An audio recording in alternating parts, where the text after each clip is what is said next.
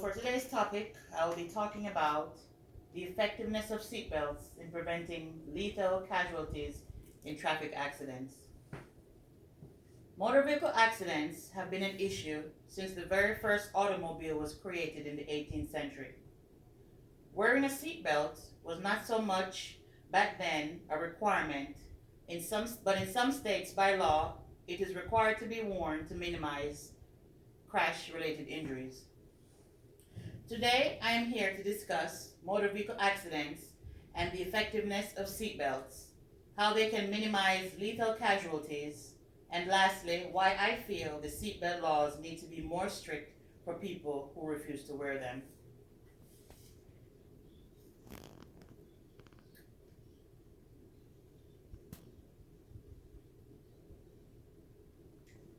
Think about a world where you're getting inside your car and there were no seatbelts to protect you.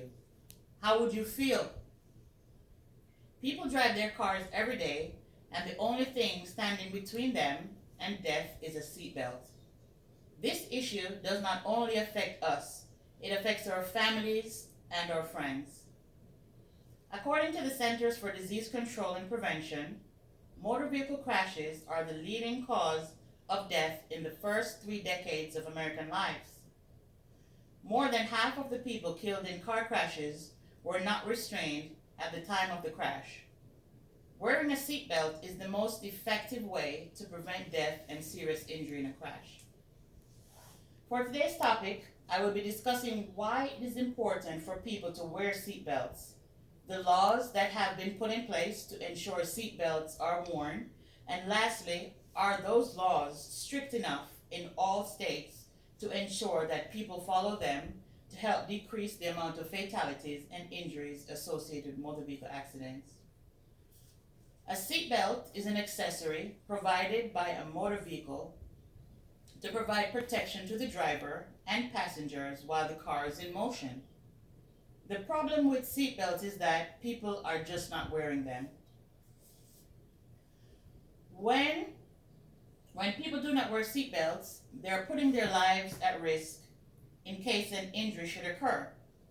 When you wear your seatbelt, it protects your body from being ejected from the front of the car, lessening chances of traumatic brain injury or any other injury for that matter. It minimizes your body's contact with the interior of the car and also spreads the force of the impact over parts of the body, reducing severity of injuries. Seatbelts have been proven to dramatically reduce the risk of death and serious injury. Among drivers and front seat passengers, seatbelts reduce the risk of death by 45% and cut the risk of serious injury by 50%. According to the Centers for Disease Control and Prevention, seatbelts reduce serious crash-related injuries and death by about half. They have saved about 15,000 lives and are continuing to minimize injuries that would have been fatal if the passenger was not wearing them. Each individual who gets behind the wheel of a car and has passengers with them needs to understand the importance of buckling up and ensuring all other persons they're traveling with are safe for transport. It is ideally the responsibility of the driver to ensure all passengers traveling with them have put on their seatbelts and are fully protected before the car moves off. So how are we going to ensure people wear seatbelts to protect themselves while driving? In order for people to know that the state is serious about seatbelts and their use, I believe stronger laws need to be put in place to ensure consistency with drivers who feel they do not need to follow these rules.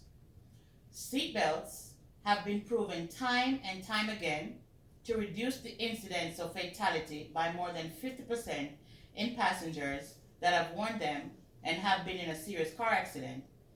According to the United States Department of Transportation, seatbelts are the best defense against impaired, aggressive, and distracted drivers. Being buckled up during a crash helps keep you safe and secure inside your vehicle because being completely ejected from the vehicle is almost always deadly.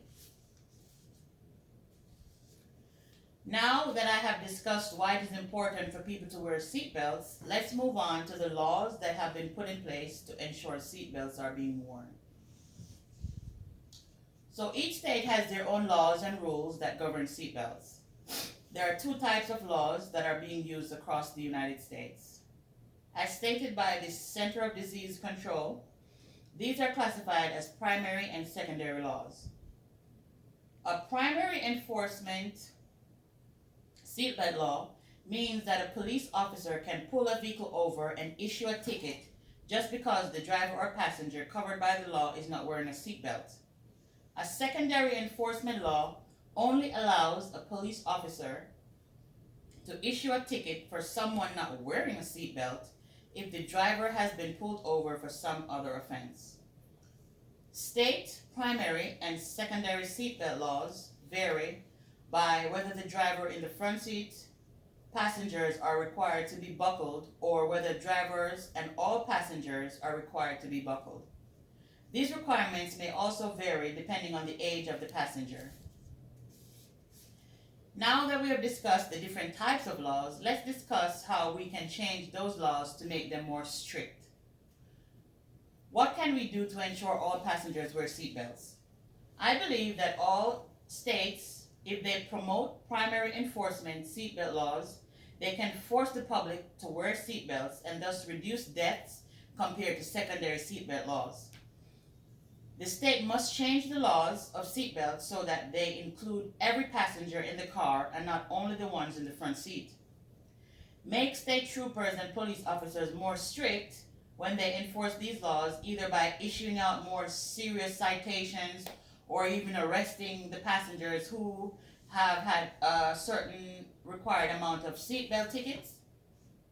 And if we're not law enforcement officers like myself, we can teach individuals about safety of seatbelts and also ensure that each passenger in our vehicle are properly secured before we start driving. Many lives have been changed because of reckless driving, and people are tired of nothing being done about it.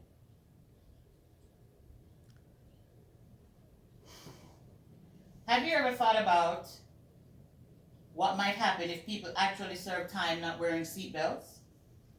Imagine a world where people are scared of pulling out of the driveway without their seatbelts because of serious consequences that they may face if caught not wearing them. Drivers would be more cautious on the roads, as they would not only adapt safety practices for their lives, but they would set an example for younger and newer drivers who are just venturing out on the road for the very first time. This change would have to be a community effort, guys, and everyone would need to be seen and their voices being heard in order to make this a success. We need this change to happen, and it needs to happen now. It is of dire importance, not only to ourselves, but to the community, that you get involved in this movement and enforce stronger laws to prosecute drivers who refuse to wear seatbelts and cause motor vehicle accidents. Seatbelts are very important in saving lives. Many people have walked away from motor vehicle accidents with minor injuries because they were wearing seatbelts. If we are ever going to try to change seatbelt laws, it has to be right now. We need to form a petition and present this issue to the governor, making him aware of what is going on and why these laws need to be changed. We can show him the statistics and whatever else is going on, whatever evidence we have come up with, to prove to him that this is really a necessity and we need to have these laws changed because thousands of people are losing their lives because of carelessness and recklessness. Seatbelts are not just a fancy accessory that comes with your car, like AirPods that come with an iPhone.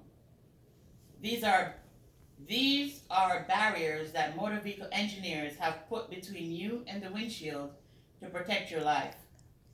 Millions of people have been saved just by wearing seatbelts. Now let's wise up and save our own lives. Thank you.